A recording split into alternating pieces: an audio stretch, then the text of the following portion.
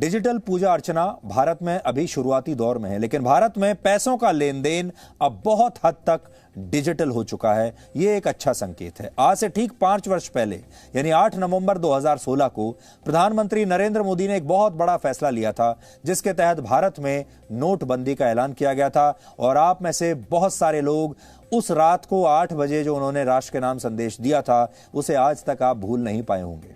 उस दिन वो टीवी पर आए थे और उन्होंने कहा कि आज से 500 और 1000 रुपए के नोट बंद हो रहे हैं, और शायद उनका वो राष्ट्र के नाम संदेश देश के लोग आज तक नहीं भूले होंगे।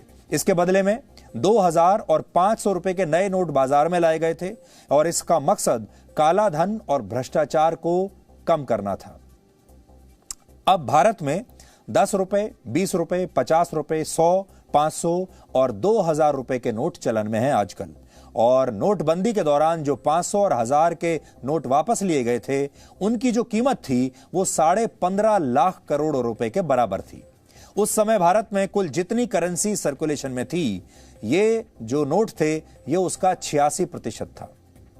लेकिन क्या आपको पता है कि अमेरिका, चीन और जर्मनी जैसे देशों में बड़े नहीं बल्कि छोटे नोटों को ज्यादा प्राथमिकता दी जाती है। इसलिए आज हम देश की सरकार के सामने एक छोटा सा और बड़ा आसान सा सुझाव रखना चाहते हैं, और इस सुझाव के बाद हमें ऐसा लगता है कि भ्रष्टाचार आ सकती है और ब्लैक मनी में भी कमी आ सकती है। अमेरिका में सबसे बड़ा जो नोट चलन में है वो है $100 का। आप में से जो लोग अमेरिका गए होंगे उन्हें इस बात के बारे में पता होगा। $100 का सबसे बड़ा नोट है। इसी तरह चीन में सबसे बड़ा नोट जो है वो 100 युआन का है। जर्मनी में सबसे बड़ा नोट 500 यूरो का है। लेकिन अब यूरोप का सेंट्रल बैंक इस 500 यूरो के नोट को भी बाजार से बाहर करने की तैयारी कर रहा है, क्योंकि पिछले कुछ वर्षों में यूरोप में जितने भी आतंकवादी हमले हुए हैं, उनकी फंडिंग में ज्यादातर 500 यूरो के इन्हीं नोटों का इस्तेमाल हुआ था। इसलिए कई बार यूरोप में 500 के नोट को बिन लादेन नोट भी कहकर पुकारा जाता है। असल में होता यह है कि जितना बड़ा नोट सर्कुलेशन में होता है, उसके दम पर भ्रष्टाचार करना और आतंकवाद फैलाना भी उतना ही आसान हो जाता है। उदाहरण के लिए, अगर किसी के पास 1 करोड़ रुपए नकद रखे हैं, कैश, और सभी नोट 50-50 रुपए के हैं, तो उसे 2 लाख नोट अपने पास रखने होंगे। आप अंदाजा लगाइए, आपको 2 लाख नोट रखने पड़ेंगे अगर आपको 1 करोड़ कैश रखना है।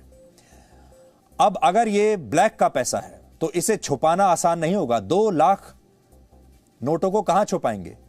अगर कैश आपके पास 50-50 रुपए में नहीं बल्कि 100-100 रुपए के नोटों के रूप में है, तो इन नोटों की कुल संख्या होगी 1 लाख। लेकिन अगर सभी नोट 2000 रुपए के हैं तो सिर्फ 5000 नोट रखने से ही काम चल जाएगा। जितना बड़ा नोट होता है उसे कैश के रूप में छिपा कर रखना उतना ही आसान हो जाता है, क्योंकि उसका वॉल्यूम कम होता चला जाता है। आपको कम नोट रखने पड़ते हैं। भारत में इस समय 50 रुपए के 19 अरब 5 करोड़ नोट चलन में हैं। 100 रुपए के 10 अरब 95 करोड़ नोट चलन में हैं, और 2000 रुपए के 2 अरब 45 करोड़ नोट इस समय हमारे देश में अलग अलग जगह सर्कुलेशन में हैं। बड़े नोटों की वजह से लोग टैक्स चोरी करते हैं, वित्तीय अपराध होते हैं, ड्रग तस्करी में इनका इस्तेमाल होता है, आतंकवादियों की फंडिंग की जाती है, और सबसे बड़ी बात यह कि इससे काले धन को जमा करना बहुत आसान हो जाता है। जबकि छोटे नोट रोजमर्रा की जरूरतों के लिए बहुत अहम हो जाते हैं। इससे लेन देन में ज्यादा पारदर्शिता आती है, छोटे ट्रांजैक्शंस आसानी से किए जा सकते हैं। ग्रामीण क्षेत्रों की अर्थव्यवस्था ज्यादातर छोटे नोटों पर ही निर्भर होती है। इसे काले धन के रूप में जमा करना भी आसान नहीं होता, और अगर छोटे नोट कट फट भी जाएं या नष्ट भी हो जाएं या खो भी जाएं, तो बड़े नोटों के मुकाबले नुकसान कम होता है। यानी अगर आम आदमी से आप पूछें, हमारे देश का जो मिडिल क्लास परिवार है या जो निम्न मध्यम वर्गीय वर्ग है, उसके बारे में अगर आप सोचें तो उसे छोटे नोटों में ही ट्रांजैक्शन करने में आसानी होती है। तो बड़ा नोट किन लोगों के लिए बना है? बड़े बड़े नोट बने हैं अमीर लोगों के लिए। लेकिन नोटबंदी का एक बड़ा फायदा यह हुआ कि अब भारत में लोग पहले के मुकाबले ज्यादा टैक्स दे रहे हैं, क्योंकि पहले टैक्स की चोरी होती थी। टैक्स चोरी के मामलों में सजा होने की दर अब 6 गुना बढ़ गई है। इसके अलावा नोटबंदी के बाद से भारत में डिजिटल ट्रांजैक्शंस का एक बहुत मजबूत इंफ्रास्ट्रक्चर तैयार हो चुका है। इस साल सिर्फ अक्टूबर के महीने में ही 7.5 लाख करोड़ रुपए से ज्यादा की यूपीआई पेमेंट्स की गई हैं।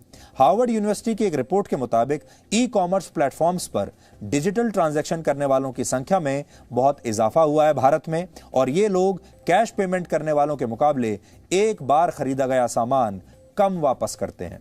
इसके अलावा नोटबंदी के बाद से बाजार में नकली नोटों का चलन हर साल कम हुआ है।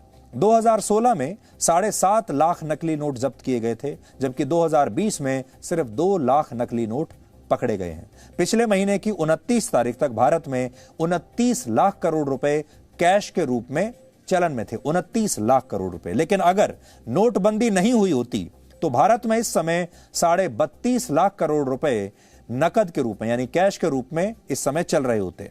वर्ष 2016 में नोटबंदी से पहले भारत में 17.5 लाख करोड़ रुपए कैश के रूप में चलन में थे। आज इस बारे में हमने कुछ विशेषज्ञों से बात की। वो भारतीय अर्थव्यवस्था के इस बदलते स्वरूप पर क्या कहते हैं, आपको भी आज सुनना चाहिए। जो डे टू डे ट्रांजैक्शंस होती हैं, जो हम रोजमर्रा की ट्रांजैक्शंस करते हैं, डेली कंजम्पशन आइटम्स की करते हैं, वो बल्क परचेज जनरली हिंदुस्तान में नहीं होता है। और रिटेल में जो बिलिंग है आपका 100, 200, 500, 1000 रुपए तक का होता है, और वो जनरली एक दुकान से नहीं होता। लोग आसपास 2-4 दुकानों से डेली सामान लाते हैं, चाहे सब्जी हो, दूध हो, बाकी चीज़ें हो। तो वहाँ पे आपको छोटी करेंसी की ज़रूरत है। और 140 करोड़ की आबादी में 1000 रुपये का इस्तेमाल कोई आदमी करे ना करे, लेकिन छोटी करेंसी का इस्तेमाल ज़रूर होता है। छोटे नोट की आम हिंदुस्तानी को बहुत ज़रूरत पड़ती है। अब घर से बाहर निकले हैं, चाय का कप पीना है, बस का टिकट खरीदना है, तो चाय के कप के लिए 10 रुपये चाहिए, बस के टिकट के लिए 20 रुपये चाहिए। किसी ऑफिस में काम के लिए गए हैं, 15 रुपये की फ़ोटोकॉपी करानी है, तो जाहिर सी बात है ये काम 2000 रुपये के नोट के साथ नहीं हो सकता।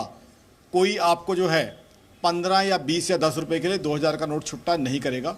इसलिए छोटे नोट की आवश्यकता हिंदुस्तान में हमेशा रहती है, और हर जगह तो ऑनलाइन एक्टिविटी नहीं होती है, तो इसलिए छोटे नोट की बहुत आवश्यकता हर व्यक्ति को रहती है। तो आज हम भारत के वित्त मंत्रालय को ये सुझाव जरूर देना चाहेंगे कि अगर वो चाहते हैं कि भारत में काला धन कम हो, अगर चाहते हैं कि आतंकवादियों को फंडिंग कम से कम जाए और रुपए का दुरुपयोग ना हो इस तरह की गतिविधियों में, तो उन्हें इस बात पर विचार करना चाहिए कि वो छोटे नोटों को ज्यादा सर्कुलेशन में लाएं और बड़े नोटों को या तो बंद कर दें, और अगर बंद नहीं कर सकते तो उनके सर्कुलेशन को बहुत कम कर दें, बहुत घटा दें। Presenting B News app available on Google Play and App Store. Download it now.